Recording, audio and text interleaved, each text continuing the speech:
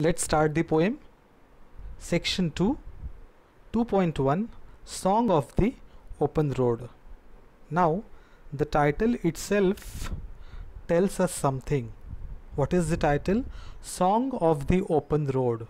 Means there are many opportunities. खूप साऱ्या संधी आहे आपल्याला. काय जर आपण ॲक्सेप्ट केलं तर ओपन रोड. आता यामध्ये या टायटलमध्ये ओपन रोड जे आहे हे आपल्या लाईफशी कंपेअर केलेलं आहेत. त्यामुळे ही झाली आहे कंपॅरिझन. त्याला आपण म्हणू metaphor. So the title itself is a metaphorical. So song of the open road. मग आता आपलं लाईफ आपल्यासाठी कसं ओपन आहे ते या पोएममध्ये सांगितलं आहे. पण त्याआधी आपल्याला काय करायचं आहे? आईस ब्रेकर्स सॉल्व करायचे आहेत आणि one by one we will solve all the ice breakers. So first is choose the mode of travel that you would like the most for a journey. Actually हे सगळे ice breakers विद्यार्थ्यांनी सोडवायचे असतात, पण आपण ते सोडवून घेतो आहे आपल्या व्हिडिओमध्ये. सो तुम्हाला ते आपल्या पुस्तकामध्ये सोडवायचे आहेत. Choose the mode of travel that you would like the most for a journey. याचा अर्थ असा आहे की तुम्हाला जर्नीसाठी सगळ्यात आवडतं तुमचं ऑप्शन कोणतं आहे. त्यांनी 4 ऑप्शन दिले आहे. कशाने ट्रॅव्हल करायला आवडतं तुम्हाला? एअरवेज म्हणजे विमान, वॉटरवेज म्हणजे जहाजातून, रेल्वेज आणि रोडवेज. सो कुठलं ऑप्शन तुमच्यासाठी चांगलं आहे किंवा कुठलं तुम्हाला आवडतं? आता मला जे आवडेल ते मी त्याच्यावर टिक करतो आहे. That is railways. ओके. आणि मग आता हे टिक केल्यानंतर खाली दिलं आहे give reasons for your preference.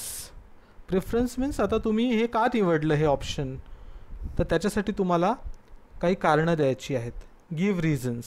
Okay. So मग मला रेल्वे का आवडते ह्याचं मी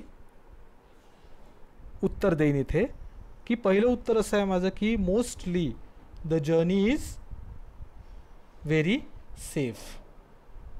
journey is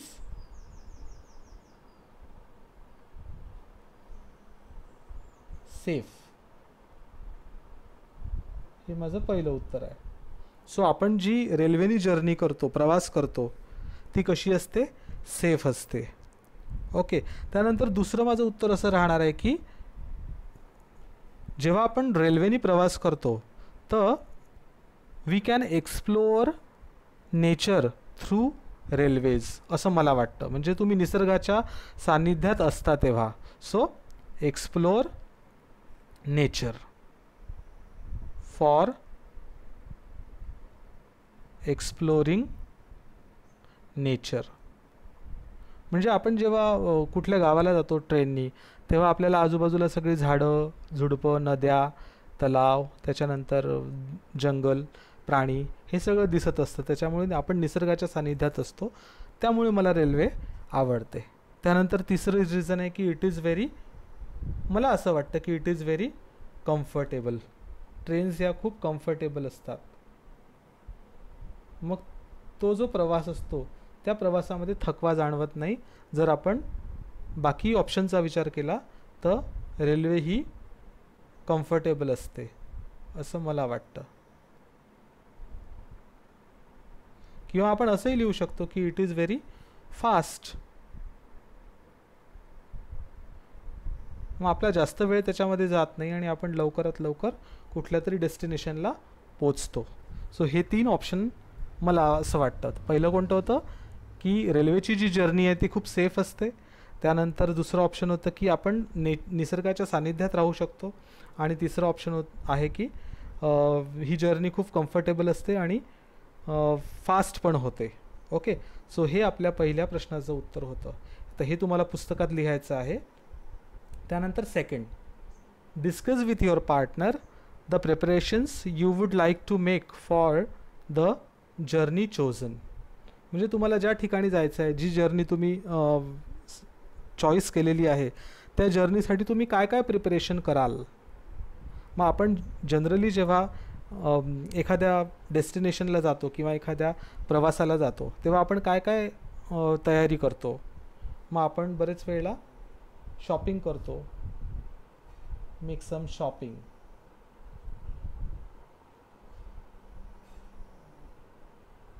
make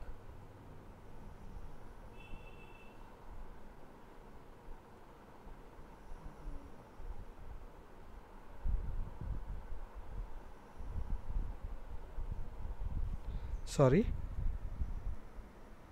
make some shopping. आपण इथे लिहूया शॉपिंग. त्यानंतर दुसरं काय आपण काय करतो परत, टेक मेडिसिन्स विथ यू. आपल्यासोबत आपण मेडिसिन्स पण घेऊन जातो. कोणाला काही त्रास असतात सो त्यांच्यासाठी ते मेडिसिन्स आवश्यक असतात. कोणाला गाडीचा त्रास असतो. Okay, medicines with us. Okay, त्यानंतर तिसरं ऑप्शन आहे take some eatable with us. आपण काय करतो, काहीतरी खाण्यासाठी घेऊन जातो. टेक सम इटेबल्स म्हणजे खाण्याच्या वस्तू. हे आपण सगळेजण जनरली करत असतो या सगळ्या गोष्टी. आणि चौथं सगळ्यात महत्त्वाची गोष्ट म्हणजे की आपले तिकीट्स आले आहे की नाही, कन्फर्म झाले की नाही. त्यानंतर आपण जी जर्नी करणार आहे त्या जर्नीची तारीख, त्यानंतर आपलं सगळं तिकिटाचे डिटेल्स हे सगळे आपल्याजवळ आहे की नाही याची खात्री आपण करून घेतो. म्हणजे ज्या नेसेसरी गोष्टी आहेत प्रवासासाठी लागणाऱ्या त्या आपण कॅरी करतो. Necessary things to carry. आपण त्या सगळ्या गोष्टी आधी चेक करून घ्यायला पाहिजे की आपल्याजवळ त्या सगळ्या गोष्टी आहेत का नाही. सो हे सगळे ऑप्शन आपण जनरली तयारी या सगळ्या गोष्टींची आपण करत असतो बाहेर जाताना. त्यानंतर तिसरं आहे discuss the ways in which you would overcome the problems, hindrances, difficulties you face during your journey. Hindrances म्हणजे अडथळे. तुमच्या प्रवासामध्ये तुम्हाला काही प्रॉब्लेम्स येत असतील तर ते तुम्ही कसे फेस कराल. मग आपण काय करतो की I will contact to the concerned person. म्हणजे त्या गोष्टीसाठी जो कोणी जबाबदार व्यक्ती असेल त्याला मी कॉन्टॅक्ट करीन. Contact to concerned person.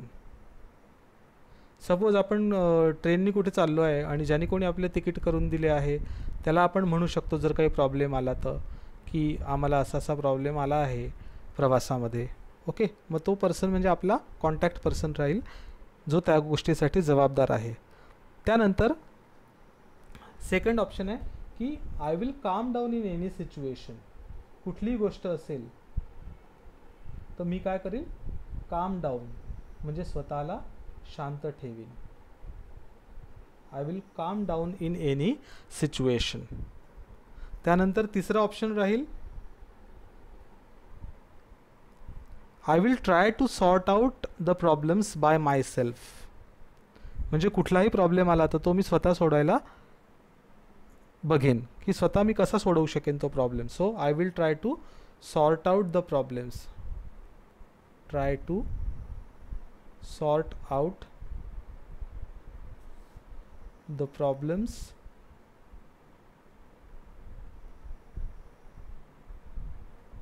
Bye myself. म्हणजे मी स्वतः कसा सोडवीन तो प्रॉब्लेम ह्याचा विचार मी करेन. आणि त्यानंतर लास्ट आहे I will take the help of others if necessary. गरज असेल तरच मी कोणाची मदत घेईन. Take the help of others. Take the help if necessary. या 4 गोष्टी मी करीन. ओके, सो तुम्हाला मी सगळी उत्तरं रेडीमेड देतो आहे. या व्यतिरिक्त तुम्हाला काही वाटत असेल तर तुम्हाला ते ॲड करायचं आहे तुमच्या उत्तरामध्ये. ओके, पुढच्या ॲक्टिव्हिटीकडे जाऊया आपण. During every journey we have to observe certain rules. Discuss your ideas of the journey without any restrictions. म्हणजे एखाद्या वेळेस तुम्ही जर्नीला चाललाय कुठे, तर तुमच्यावर कुठलंही बंधन नाही असं तुम्हाला समजायचं आहे आणि ते समजून तुम्ही ती जर्नी कशी एन्जॉय कराल हे आपल्याला सांगायचं आहे. आता त्यांनी पहिलं आपल्याला सांगितलं की आय वूड गो अलोन, मी एकटा जाईन, किंवा विथ सिलेक्टेड फ्रेंड्स, काही मोजक्या मित्रांसोबत जाईन, किंवा आपण असंही लिहू शकतो की with my colleagues. Okay, with colleagues. Colleagues means जिथे आपण काम करतो तर तिथल्या लोकांसोबत, ते तिथले लोक म्हणजे आपले कॉलिग्स. सो त्या लोकांसोबत मी जाईन. त्यानंतर दुसरं मला काय वाटतं की I would visit to every possible place. मग जिथे कुठे आपण जातो आहे तिथल्या जर सगळ्या गोष्टी आपण बघितल्या नाही तर मग तिथे जाण्याचा फायदा काय. म्हणून मग मला काय वाटतं मी काय एन्जॉय करील, आय वूड विजिट. आता याच्यामध्ये आय वूड सगळ्या याच्यात कॉमन ठेवायचं आहे आणि उत्तर पुढे लिहायचं आहे. I would visit to every possible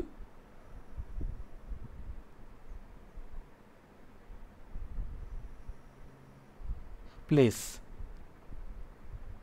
okay, हे झालं दुसरं. त्यानंतर तिसरं मला असं वाटतं I would enjoy the things like a free bird.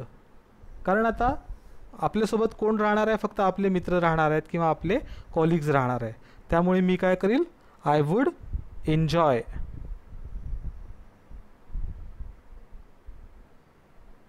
Like a free bird. म्हणजे आपले भाऊ बहीण नाही राहणार, आपले घरातले लोक नाही राहणार, फॅमिली मेंबर्स नाही राहणार.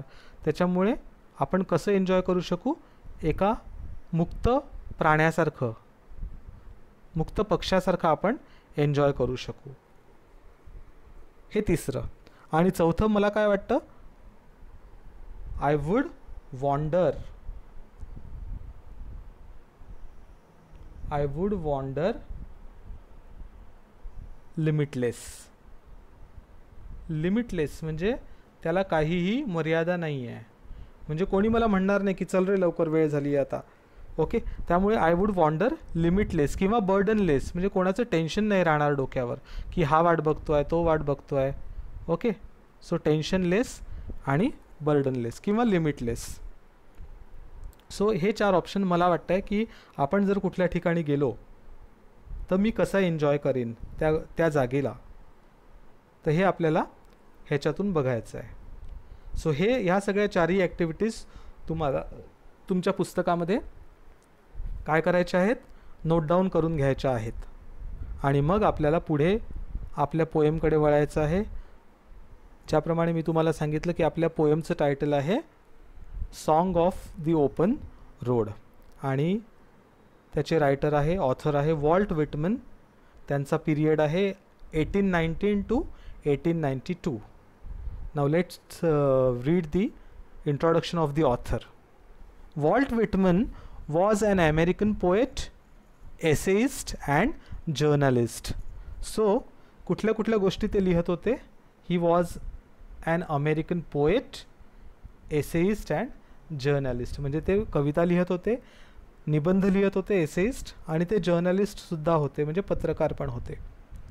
Whitman is among the most essential poets in the American canon and is often called the father of free verse. आता विटमन बद्दल काय बोललं जातं की ते एक खूप महत्त्वाचे पोएट होते अमेरिकन कॅनन. आता इथे कॅनन म्हणजे आपण त्याचा अर्थ घेऊया साहित्य. सो अमेरिकन साहित्यामध्ये ते एक महत्त्वाचं नाव होतं. कोणतं, Walt Whitman. And is often called the father of free verse. Free verse म्हणजे मराठीत आपण याला म्हणतो मुक्तछंद. म्हणजे ज्याला राईम स्कीम नसते किंवा ती कविता कुठल्याही मीटरमध्ये नसते, छंदामध्ये नसते, तर त्या कवितेला आपण म्हणतो मुक्तछंद. आणि वॉल्ट विटमन यांना the father of free verse असं म्हटलं जातं, मुक्तछंदाचे पितामह. He grew up in Huntington in a family with difficult economic status. difficult economic status म्हणजे खूप गरिबीतून ते वर आलेले होते. his major work Leaves of Grass was published in जुलै 1855. मग ज्यामुळे त्यांना नावाजलेले होते ते, ज्यामुळे त्यांना ओळखलं जायचं, त्या त्यांच्या पुस्तकाचं नाव काय होतं? Leaves of Grass. आणि ते पब्लिश झालं होतं 1855 जुलैमध्ये. His O Captain my Captain, a poem written on the death of Abraham Lincoln, a widely popular. So Abraham लिंकनचं नाव आपण सगळ्यांनी ऐकलं असेल. त्यांच्यावर त्यांनी काय केलेलं होतं? पोएम लिहिली होती, ओ कॅप्टन माय कॅप्टन नावाची. Okay. The section 1 of Song of the open Road from Leaves of Grass is a beautiful blend of self awareness, free will and tenderness of heart. मग ही जी poem आहे Song of the open Road, ही कशातनं घेतली आहे? Leaves of grass या त्यांच्या पोएममधनं घेतली आहे. तो एक छोटासा तुकडा आहे त्या पोएमचा. आणि या पोएममध्ये काय सांगितलं आहे? अ ब्युटिफुल ब्लेंड. ब्लेंड म्हणजे मिक्सचर. सो ही कविता कशाचं मिक्सचर आहे? तर सेल्फ अवेअरनेस म्हणजे स्वतःला जागरूक ठेवणे, त्यानंतर फ्री विल म्हणजे मुक्त इच्छा, आणि टेंडरनेस ऑफ हार्ट म्हणजे सेन्सिटिव्हिटी, नाजूकपणा. सो या 3 गोष्टी या पोएममध्ये त्यांनी सांगितल्या आहेत, सेल्फ अवेअरनेस, फ्री विल आणि tenderness. It gives us poet's realisation that along the journey of life one will face a test of wisdom which is not tested in any school or university. मग याच्यातून poet आपल्याला काय सांगताय? त्यांना काय realise होत आहे की लाईफच्या प्रवासामध्ये, जीवनाच्या प्रवासामध्ये जे धडे आपल्याला मिळतात ते धडे आपल्याला कुठल्याही शाळेमधून किंवा युनिव्हर्सिटीमधून मिळत नाही. सो आपल्याला टेस्ट ऑफ विजडम म्हणजे जे काही शहाणपण आपल्याला येईल ते कशामुळे येईल? ते फक्त जीवनातूनच आपल्याला समजेल, जे अनुभव आपल्याला येतील त्या अनुभवांमधून. A road is something everyone uses. आता आपल्या आयुष्यामध्ये आपण रोज रस्त्यांचा वापर करतो. A road is something everyone uses. पण या कवितेमध्ये रोडला कशाशी कंपेअर केलं आहे? तर आपल्या लाईफसोबत कंपेअर केलेलं आहे. Whether rich or poor and it forces all levels of people associate with one another. Associate people to associate with another म्हणजे कोणीही असो, श्रीमंत असो, गरीब असो, कुठल्याही लेवलची व्यक्ती असो, त्या प्रत्येक व्यक्तीला असोसिएट विथ वन अनादर. तो रस्ता काय काम करतो? सगळ्यांना एकत्र आणण्याचं काम तो रस्ता करत असतो. The road signifies mobility. Mobility म्हणजे काय? हालचाल होणे. सो रोड हे कशाचं प्रतीक आहे? रस्ता हे कशाचं प्रतीक आहे? तर हालचाल. रस्त्यावर हालचाल ही नेहमी होत राहते, त्याला म्हटलं आहे mobility. One can take the road as a point to start over towards something new. मग आपण रोड कशासाठी वापरतो?